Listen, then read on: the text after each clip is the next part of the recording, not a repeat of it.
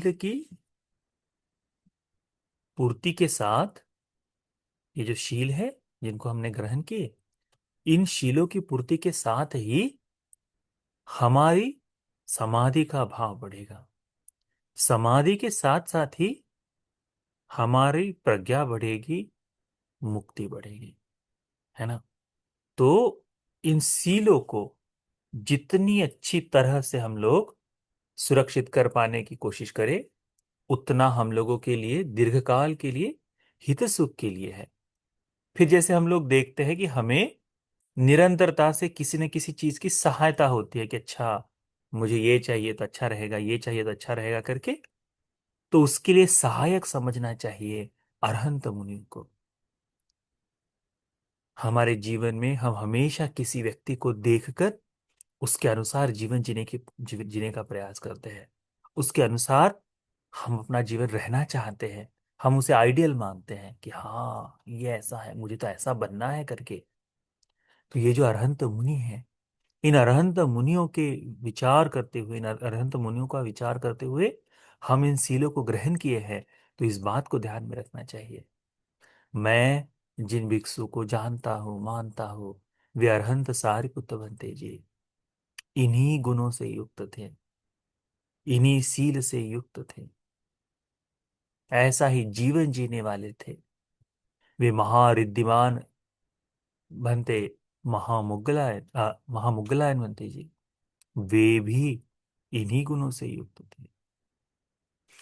दुतांगधारियों में अग्र वे महाकाश्यप बनते जी भी इन्हीं गुणों से युक्त थे।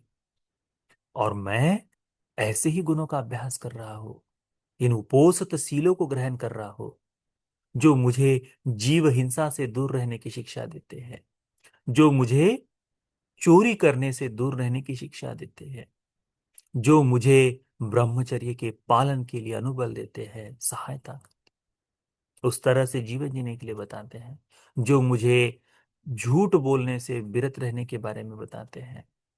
नशा जो मनुष्य की बुद्धि को भ्रष्ट कर दे, चाहे छोटा सा क्यों न हो, परंतु वह मनुष्य की दिशा को दूसरी ओर ले जाता है।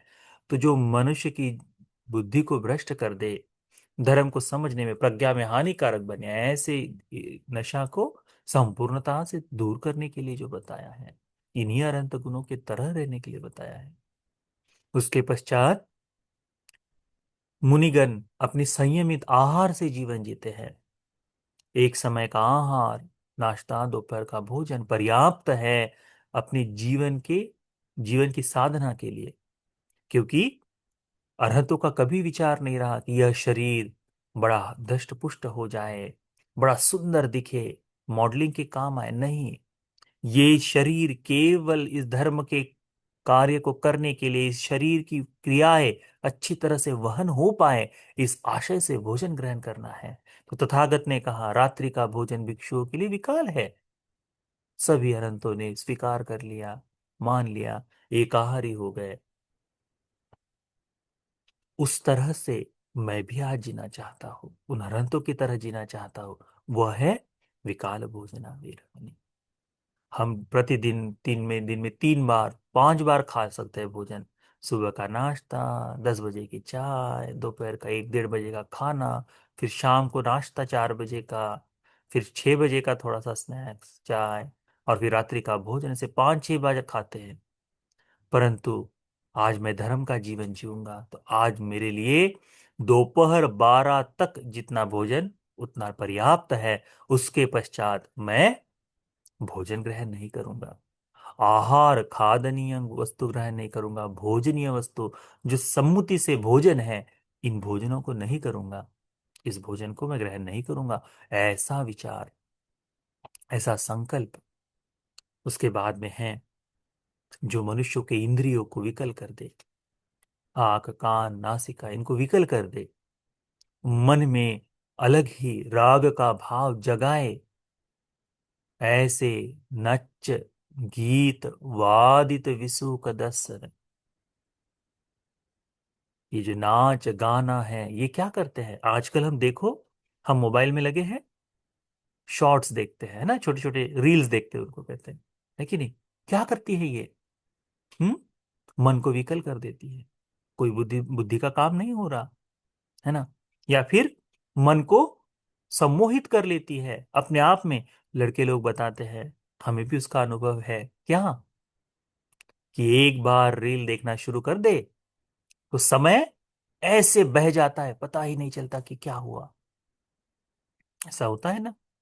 वह तो इन चीजों से, कि ये नाच गाना जो है, जो मन को मोह लेते हैं, मन को उसमें व्यस्त करते हैं, अपने जीवन में हित सुख के लिए जिस कार्य को करना चाहिए उसे नहीं करने देते, ऐसे धर्म से मैं दूर रहूंगा। नच गीत वादित नाच गाना वाद्य विसुक दर्शना, जो दर्शन के लिए सुखदायी महसूस होती है, आंख नहीं हटती उससे। माता पिता बच्चों को बोलते रह जाते हैं, अरे पढ़ाई कर कर कर, 5 मिनट और 5 मिनट और 5 मिनट करते करते पूरा का पूरा दिन समाप्त हो जाता है। मोबाइल से नजर नहीं हटती। बैटरी डेड हो जाए तो चार्जिंग पर वहां लगाकर आदमी बैठा रहता है ना। उस समय भी छोड़ने के लिए तैयार नहीं होता। तो कितना स्मृति को विकल करने का काम करता है। तो मुनिगण उस समय भी इनसे दूर रहते थे। एक तरह से चिंतन करो, भगवान ने कहा कि किसी व्यक्ति के सर के ऊपर तेल का प्याला रख दिया जाए, तेल का प्याला रख दिया जाए, और उस व्यक्ति के पीछे दो तलवारधारी पुरुष चल रहे हो, और उसे बताएं कि जैसे ही तेल की बूंद छलकी, इन दोनों में से तुम्हारा गला कोई ना कोई काट देगा करके। अब जाओ, बोलते हैं, नगर के बीच में, इस नगर को पार करो, यदि तुम पार कर लो तो सारा राज्य सारा सुख तुम्हारा। तो सुख की इच्छा करते हुए यह व्यक्ति क्या करेगा, वो चलते जाएगा, और जब जाएगा नगर के अंदर तो नगर की शुरुआत में तो कोई फर्क नहीं पड़ता, परंतु आगे चल के देखेगा कि अरे कहीं तो भी नाच गाना हो रहा है। तत्काल उसके मन में क्या आएगा कि यदि मैं उस तरफ देखूं तो क्या होगा, तेल झलक जाएगा और मृत्यु आ जाएगी। मृत्यु का भय, है ना, कैसे उस व्यक्ति को इन सभी चीजों से बचाता है। तो शहर के अंदर जब हम जाते हैं तो सारी तरह कोई सज धज कर दिखाई दे रहा है, कोई बहुत चमक धमक से दिखाई दे रहा है, कहीं गाना हो रहा है, कोई वाद्य बज रहा है, परंतु जिसे अपने जीवन की परवाह है, वह तेल को दिए धरा आदमी इनकी ओर अपना मन नहीं जाने देगा। कहाँ मन ले जाएगा, सीधा अपने रास्ते पर रखेगा। वैसे ही ये जो सारे मन को मोहने वाली चीजें, इनसे दूर होते हुए अरहंत लोग जीवन जिए हैं, आज मैं उनकी तरह जीवन जीने की कोशिश करूंगा। आज ये बाहरी प्रलोभन से मेरा काम नहीं, फिर बाहर से नहीं तो भीतर से। तो क्यों ना मैं अपने आप को, हमारा दैनंदिन काम होता है, आज देखिए व्यक्ति अपने आप को सजावट के लिए कितना कुछ करता है। हम्म। हम भी बोल देते हैं सही तरीके से रहा करो करके, लोगों को बोलते हैं बाल अच्छे से काटो, बराबर कान में कुंडल पहनो। हाँ, लड़कों को भी बोलते हैं। हाँ, उसके बाद में हम बोलते हैं कि सही तरह से साफ सफाई से रहना चाहिए करके, है ना। क्यों, क्योंकि यह है। परंतु श्रृंगार, श्रृंगार भी अभी इसका हिस्सा हो गया है। कैसे, कि व्यक्ति उठे बगैर, उठते ही उसको सारी चीजें चाहिए। 3 तरह के फेस वॉश से फेस वॉश करेगा, उसके बाद में उस पर क्रीम, 10 प्रकार की क्रीम लगाएगा, वाइटनिंग क्रीम लगाएगा, सब यही होता है कि नहीं। तो क्या है, अब व्यक्ति का जीवन अपने आप को श्रृंगार में लगाने के लिए हो गया है। जैसे जैसे हम अपना श्रृंगार करेंगे, वैसे वैसे इस शरीर के प्रति क्या होगा, अपना ही मोह बढ़ते जाएगा। मोह रहित होकर कोई कर रहा है तो कोई फर्क नहीं पड़ता, परंतु अपने ही आप के शरीर के प्रति मोह लग रहा है तो ठीक नहीं। तो इसीलिए आ, माला गंध विलेपन धारण मंडन, ये जो माला है पहनना है, गंध धारण करना है, सुगंध, विलेपन जो है ये पोतना है जो है वह, है ना, अलग अलग तरीके से पुताई होती है, एक लगा दिए, दूसरा, दूसरा लगा तीसरा, फिर उसमें मैचिंग होना चाहिए, ये सारी पुताई। हाँ, विलेपन धारण, धारण करने वाली जो वस्तुएं हैं, अलंकारित होकर इनको मैं त्यागता हूँ।